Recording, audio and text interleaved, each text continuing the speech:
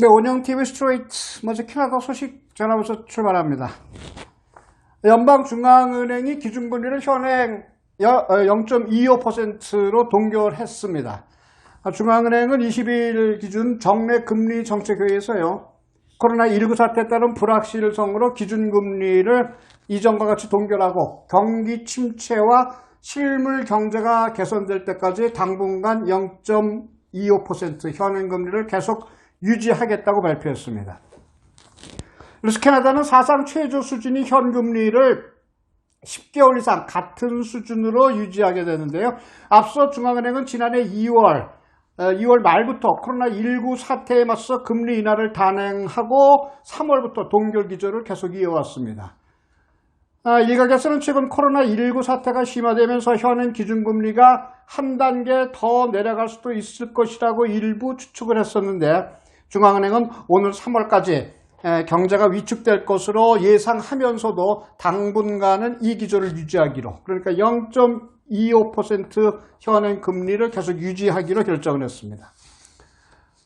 중앙은행은 이날 2021년 1분기 성장률이 마이너스가 될 것이라고 보인다면서 국내 총생산, 그러니까 GDP가 12월 말에 비해서 올해 1분기에는 2.5% 정도 더 줄어들 것으로 전망을 했습니다.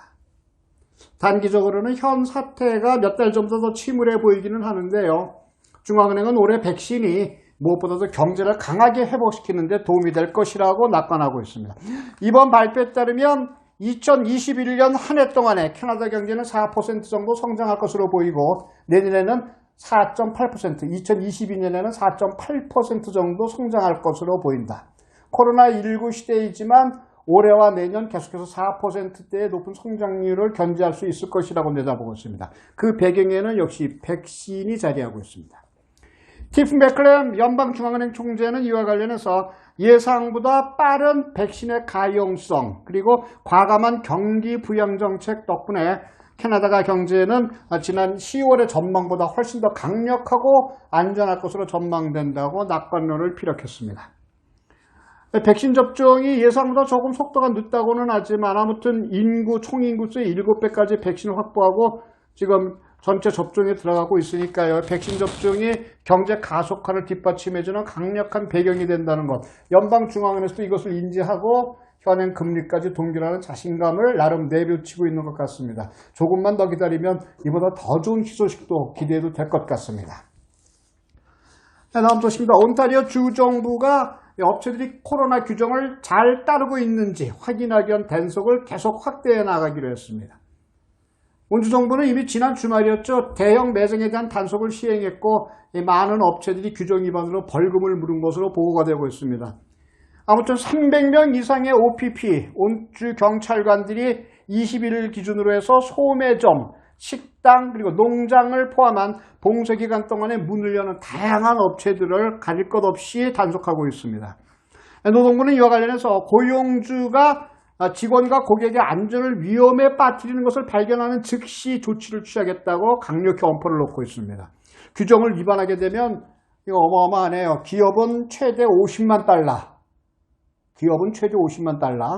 직원이나 고객, 이 공중위생을 위협하는 행위를 한 직원이나 고객은 개인별로 최대 10만 달러의 벌금형 또는 최대 1년의 징역형에 처해질 수도 있다고 합니다.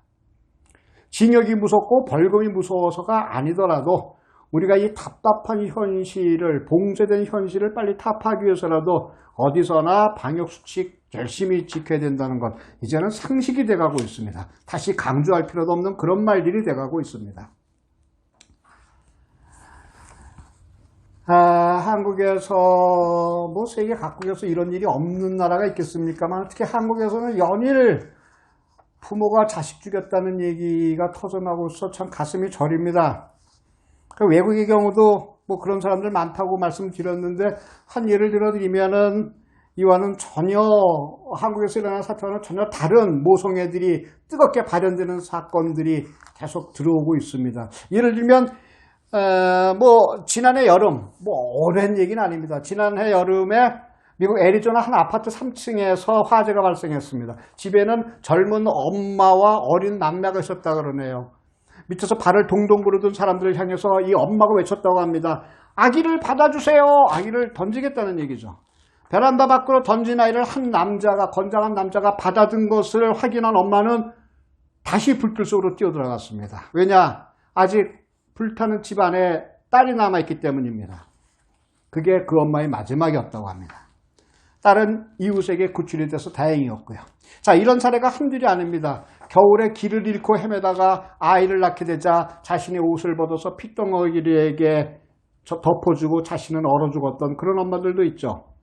인도의 철학자 라즈니 씨는 이렇게 말했습니다. 어머니가 도대체 어떤 사람이냐. 어머니란 자식을 위해 죽을 각오가 되어 있는 여자다. 과학은 이런 그 뜨거운 모성이 호르몬의 마법 덕분이라고까지 설명을 해주고 있습니다. 아이를 낳으면 뇌에서 옥시토신이라는 것이 분비가 되는데 그게 모성의 원천이라는 겁니다. 젖을 물릴 때 다량으로 분비가 돼서 자식과의 애착관계를 뜨겁게 형성해 나간다고 하죠. 천장이 날아갈세라 코를 고는 남편 소리에는 아랑곳 없이 잠을 잘 수 있지만 자기 새끼의 작은 울음소리에도 눈을 번쩍 뜨는 그 힘, 그것이 이 호르몬의 조화, 모성의 본능이라고 합니다. 아버지에게는 언제 전화합니까? 아버지에겐 돈 떨어졌을 때 전화하고 어머니에겐 위로받고 싶을 때 전화한다는 그런 말도 했습니다. 시인이자 동화작가인 정채봉 씨는 그렇게 얘기했죠. 어려서 어머니를 위하여서 어리광 한번 부리지 못했다. 그 상실감을 자신이 지은 시 엄마가 휴가를 나온다면 이라는 시에서 이렇게 토로했습니다. 하늘나라에 가 계시는 엄마가 하루 휴가를 얻어 그렇게 오신다면 아니 하루는커녕 단 5분, 그래 5분만 온데도 나는 원이 없겠다.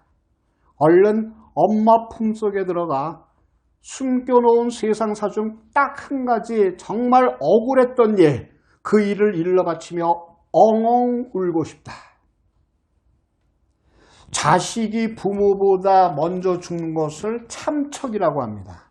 이건 말도 못하는 최악의 불효입니다. 그런데 부모가 자식의 목숨을 빼앗았다는 것은 표현하는 단어조차 없습니다. 그런 일은 있을 수가 없기 때문이었던 것이죠. 그런데 차마 말로도 표현하지 못한다는 이 비극이 최근 잇따라 벌어지고 있습니다. 안타깝게도 모두 어머니의 소행입니다.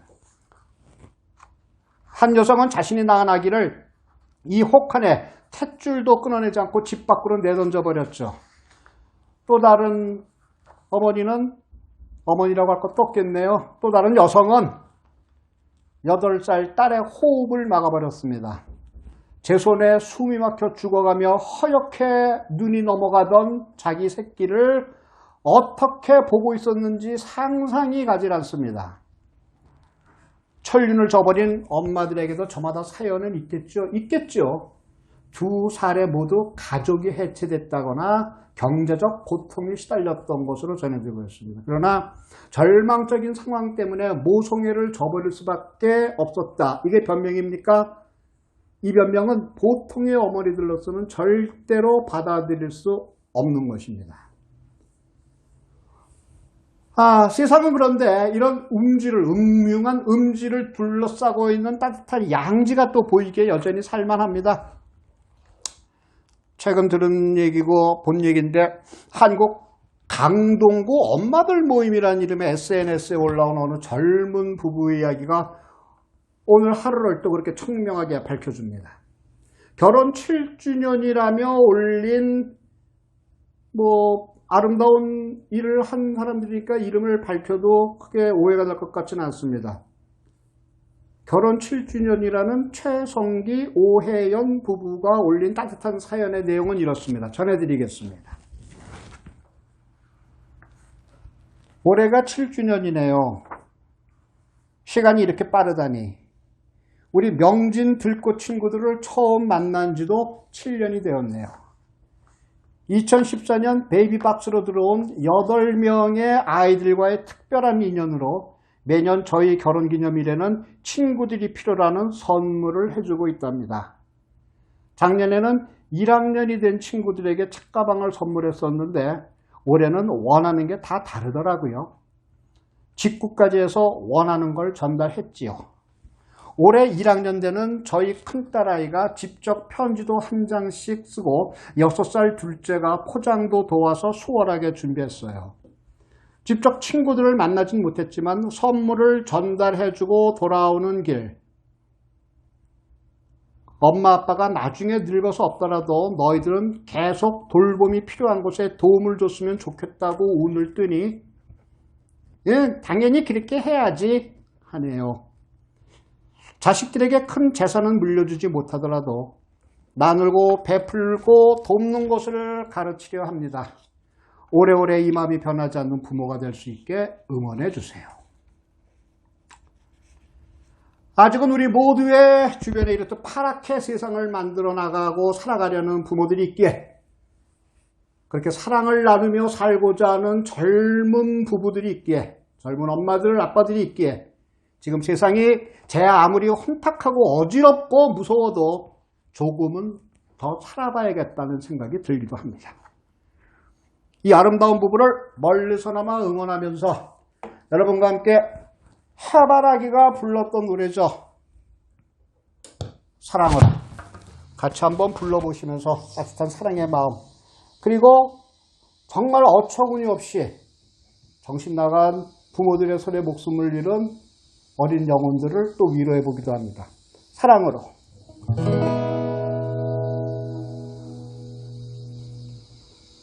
내가 살아가는 동안에 할 일이 또 하나 있지.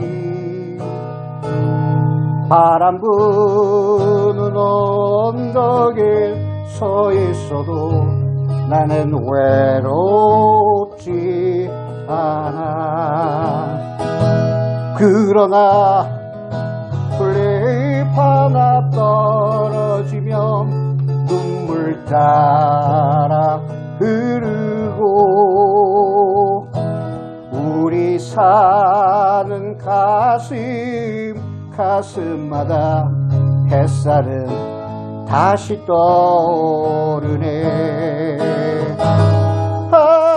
영원히 변치 않을 우리들의 사랑으로 어두운 곳에 손을 내밀어 밝혀주리라.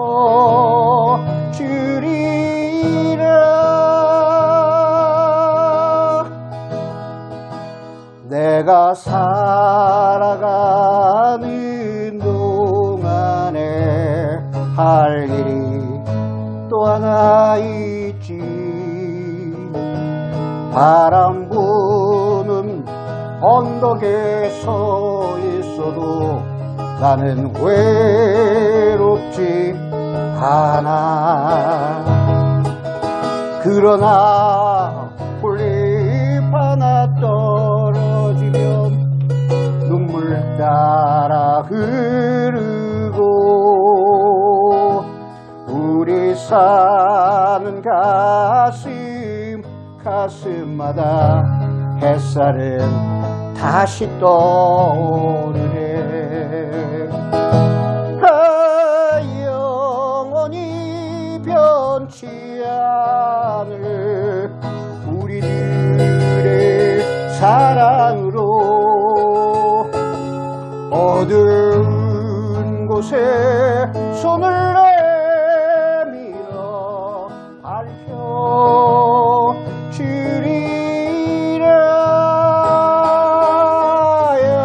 영원히 변치 않을 우리들의 사랑으로 어두운 곳에 손을 내밀어 밝혀주리라.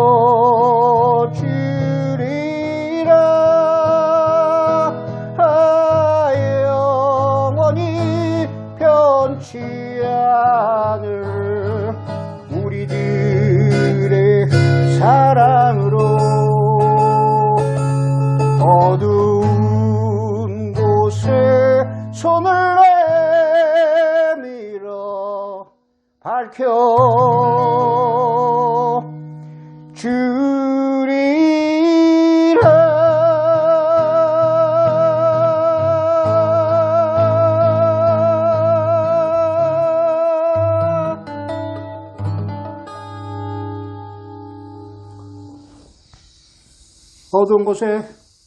어두운 곳을 찾아 밝은 빛을 한 움큼씩만 전해줘도 이 세상은 온통 사랑의 빛으로 가득하게 될 것입니다. 오은영 TV 스트레이트, 다음 시간에 다시 찾아뵙겠습니다. 감사합니다.